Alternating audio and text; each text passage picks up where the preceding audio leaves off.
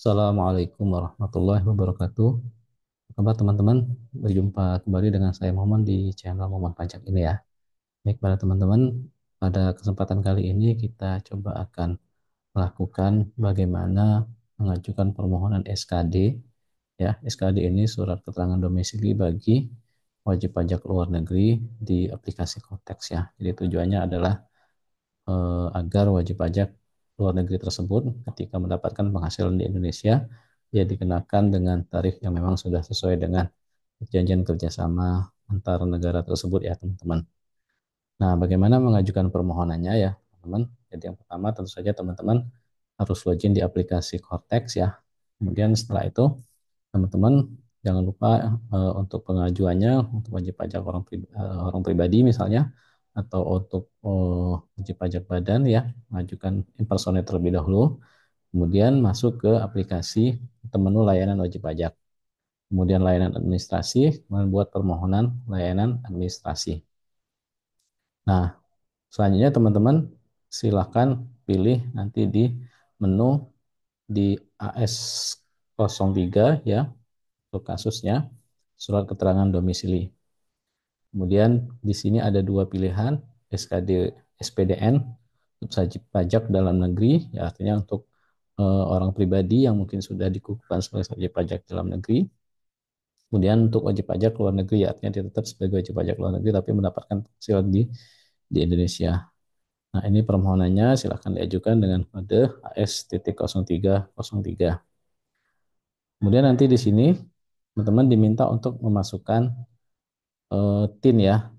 TIN di sini adalah untuk wajib pajak luar luar negeri tersebut. Jika ingin mencatat COD baru dan membuat surat penerimaan SKDP luar negeri, silakan klik tombol rekam di kasus baru tersebut. Jadi teman-teman masukkan NPWP atau masukkan eh, TIN-nya.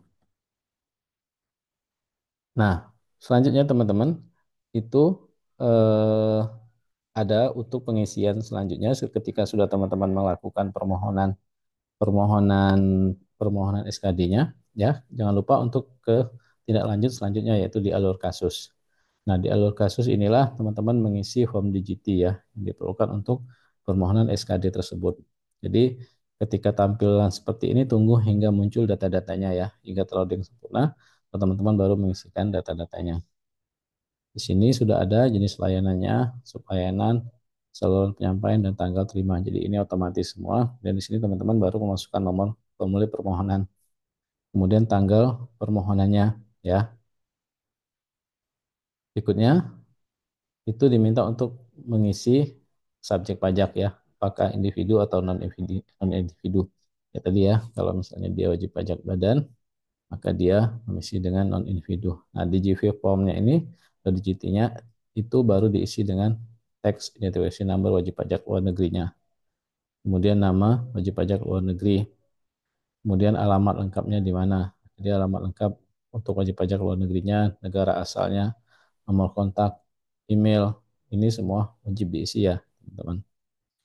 Kemudian selanjutnya di bagian kedua ini sertifikasi oleh otoritas yang berwenang atau oleh kantor pajak yang berwenang di negara residen atau di Indonesia. Jadi di negara asalnya. Bulan mulainya, tahun mulai, bulan berakhir dan tahun berakhir, kemudian berkenaan dengan konvensi pajak berganda sesuai dengan konvensi pajak berganda yang disepakati antara Indonesia dengan Malaysia. Ini otomatis ya ketika diisi di awal tadi ya. Di awal dengan alamat Malaysia, maka dia akan muncul di sini Malaysia. Ini contohnya ya, tempat penandatanganan, kemudian tanggal, pejabat, kemudian ada apa namanya penanggung jawab atau kapasitas yang menandatangani ini. Tujuan penandatangan. Nah, selanjutnya teman-teman diminta mengisi pernyataan ya, pernyataan oleh penerima penghasilan. Jadi saya menyatakan, jadi ini pernyataan yang menandatangani ibaratnya ya tadi wajib pajak luar negeri tadi yang mendapatkan penghasilan di Indonesia dan dia ingin dikenakan agar tidak dikenakan tarif berganda. Menyatakan bahwa memang wajib pajak dalam negeri Indonesia dan atau bukan wajib pajak dalam negeri di negara yang disebutkan pada bagian ini. Jadi di tempat penandatanganannya, tanggal penandatangannya, penerima pendapatan ya, ini direkturnya, kapasitasnya, unggah dokumen. Selesaikan pengisian pada form DGT ini hingga bagian 7.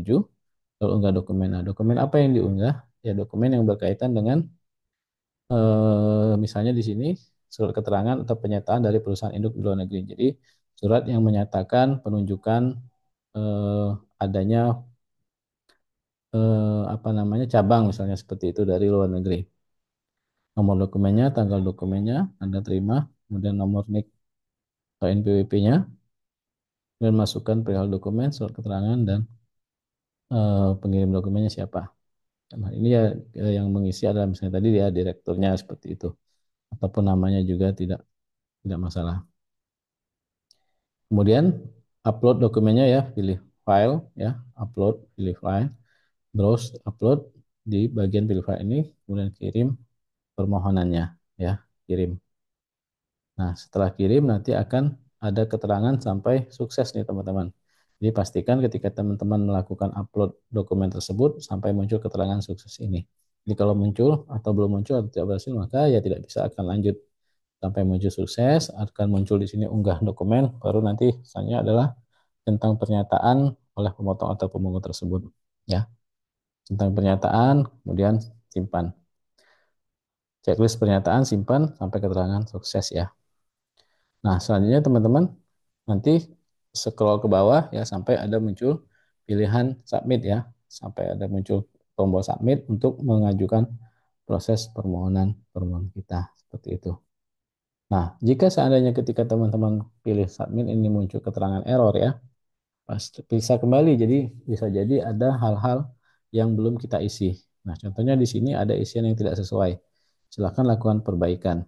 Jadi untuk kolom-kolom yang wajib diisi itu ada tanda bintangnya dan itu wajib diisi ya teman-teman. Jadi misalnya di sini badan mempunyai kegiatan usaha selain menerima dividen atau bunga royalti yang bersumber dari Indonesia, ya jawab, maka kita pilih ya tidak karena itu wajib diisi. Kemudian yang lain juga seperti itu. Jadi kita pastikan saja semuanya diisi dan memang sesuai dengan kenyataannya. Ketika misalnya sudah berhasil ya teman-teman submit kemudian pernyataan, maka kita akan apa namanya membuat dokumen itu tercetak ya.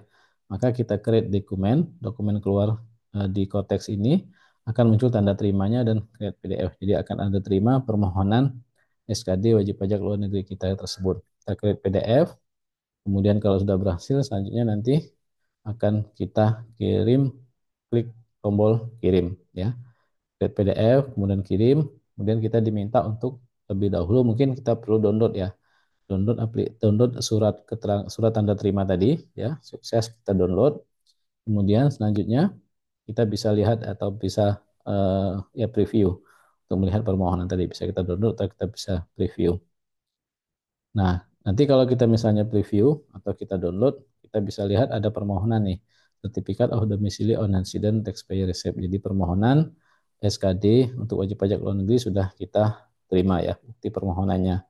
Jadi kalau sudah sampai di sini ya tinggal kita menunggu proses yang dilakukan oleh KPP. Seperti ini ya kalau misalnya tampilan dalam bentuk download tadi. Nah, teman-teman, itu baru surat yang kita download saja kita wajib melakukan penandatanganan. Jika dokumen tanda terima telah dibuat, maka kita klik yes dan menyetujui dokumen dan pastikan sukses juga. Jadi kita menyetujui dokumen ini, kemudian kita pilih next ya, pilih next di bagian akhir ini, kemudian maka akan ada keterangan atau kasus ditutup ya. Artinya kita sudah menutup kasus kita karena sudah diajukan permohonannya di KPP tempat kita terdaftar. Nah, sampai di sini teman-teman ya sudah kita tinggal menunggu saja permohonan SKD kita tersebut. Nanti kalau misalnya sudah beberapa hari kita lihat akan ada keterangan di alur kasus tersebut atau di dokumen di my dokumen kita atau di dokumen di bagian alur kasus ini, di kasus ini itu bisa kelihatan apakah permohonan kita diterima atau ditolak ya. Jadi kalau misalnya kita ingin melihat dokumen permohonannya, ada dokumen tanda terima dan ada surat keterangan atau pernyataan tadi yang kita lampirin tadi ini. Tanda terima SK2 PLN dan dokumen yang telah diunggah. Jadi kita bisa melihat kembali dokumen yang telah kita unggah agar kita tahu nih kita telah memang melampirkan permohonan atau dokumen yang diminta untuk dilampirkan. Tanda terimanya. Seperti itu. Juga kalau misalnya kita ingin hapus bisa kita remove. Seperti itu teman-teman. Jadi begitulah kira-kira langkah untuk mengajukan permohonan SKD di aplikasi Cortex ya. Jadi tidak hanya apa namanya SKD bagi WPLN tapi juga bagi SPTN, subjek pajak dalam negeri itu paling tidak mekanisme permohonannya sama seperti itu. Tinggal masuk ke tadi ke layanan wajib pajak, kemudian SKD ya pilih dengan WPLN atau WPSP SPDN. Ikuti saja alurnya untuk pengisiannya di teman-teman yang sesuaikan dengan kondisi yang teman-teman ada, dan yang paling penting adalah dokumen yang teman-teman lampirkan itu memang dokumen yang mendukung permohonan di surat keterangan domisili tersebut. Baik teman-teman, itu saja mungkin yang bisa saya share ya, berbagi tentang bagaimana mengajukan permohonan SKD di aplikasi Cortex ini. Demikian, mudah-mudahan bermanfaat. Terima kasih sudah menyaksikan video ini. Jangan lupa untuk subscribe, like, and share ke bagi yang belum. Dan kalau ada pertanyaan silahkan. Dan saya doakan ya, soal teman-teman sukses selalu ya, sehat selalu. Demikian teman-teman, terima kasih. Assalamualaikum warahmatullahi wabarakatuh.